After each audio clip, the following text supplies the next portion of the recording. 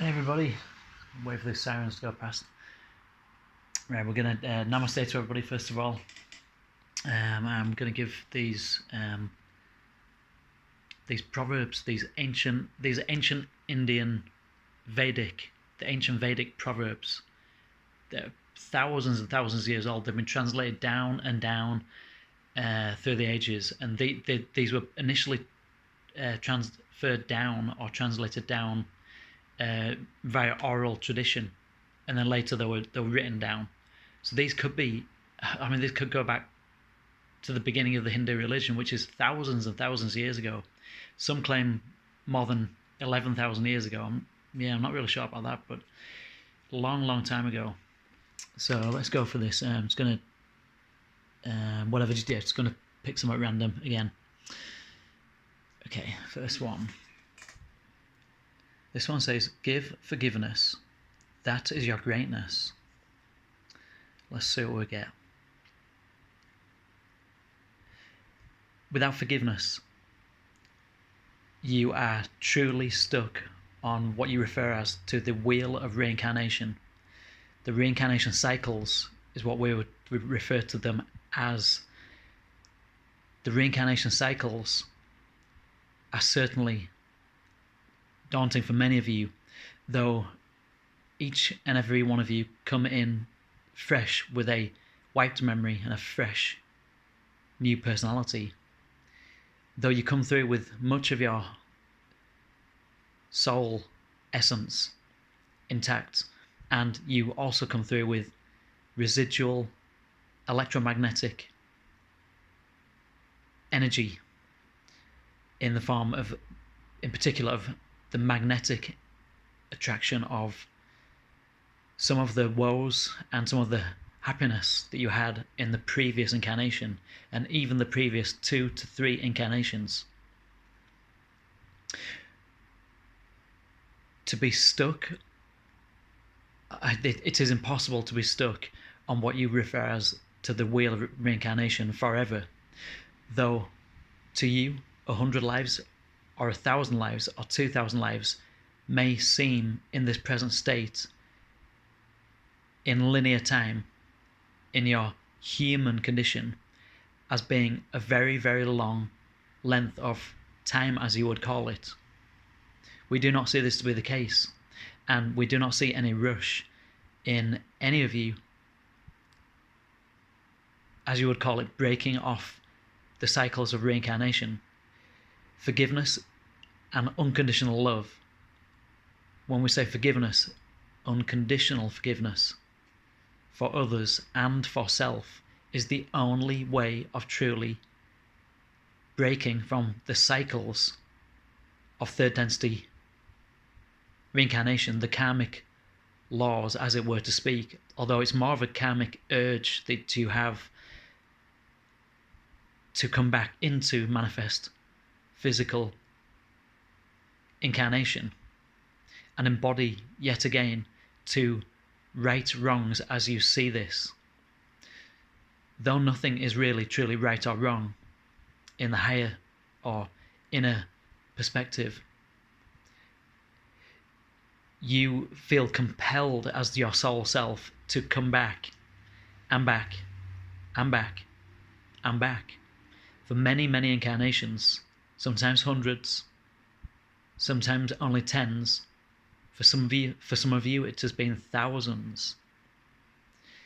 To right the wrongs, or to, as we see this, to neutralize the karma, or to balance, is to be more precise, to balance, to harmonize your karma.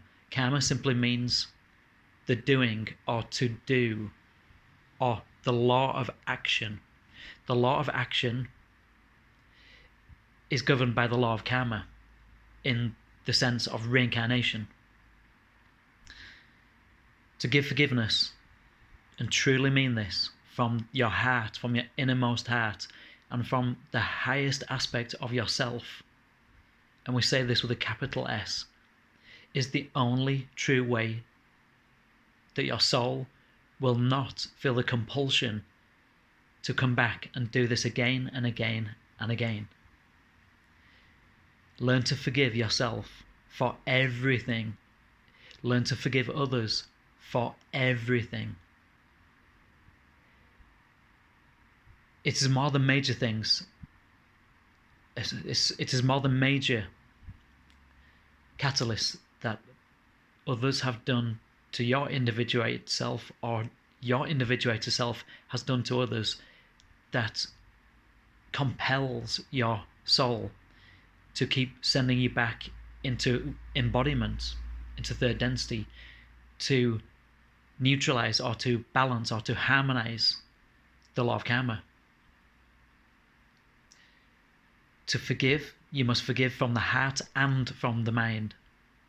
To simply say, I forgive this other person for this or for that, is not enough.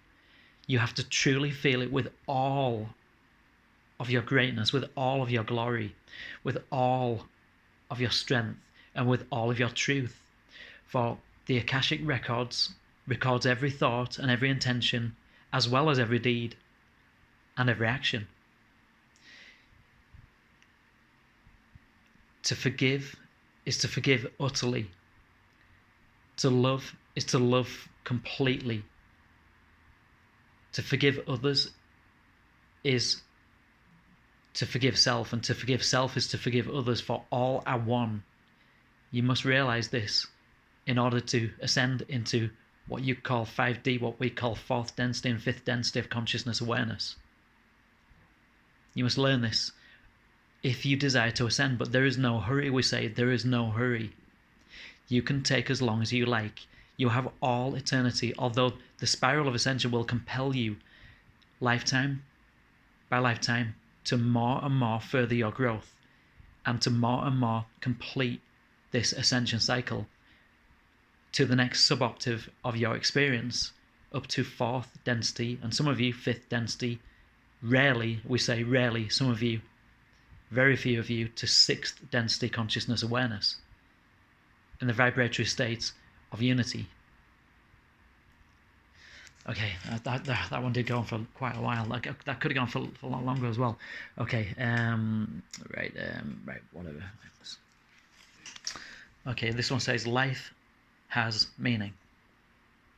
The meaning that you give to any given incarnation is the meaning that holds true in that particular incarnation.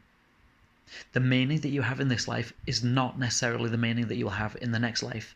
And quite often, more often than not, you will change the meaning for your individualized self.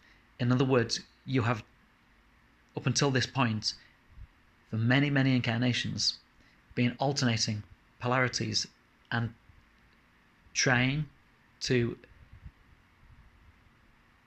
complete your assessment, to complete your knowingness of which polarity you desire to spend the rest of your time in this octave following.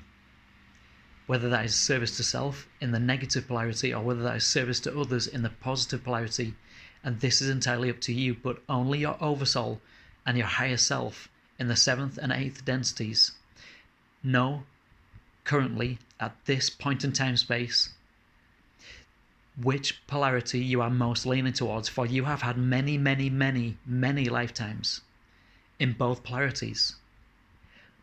Those of you that have been saints in this life have been great, great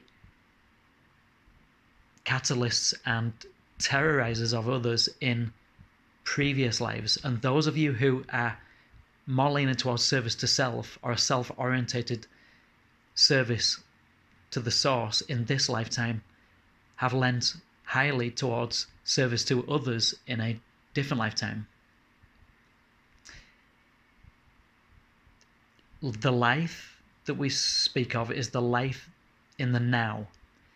The life that you are experiencing now has the meaning that you and you alone adhere to it, attach to it, give meaning to. You give the meaning to life in each and every individualized expression of life.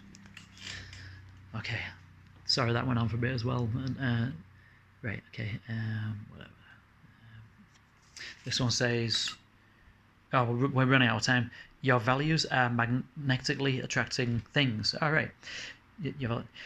The magnetic attraction that we speak of is what you refer as to the law of attraction. This is certainly and indeed one of the laws of the universe set into the manifest creation in your third density and fourth density and fifth densities of consciousness awareness.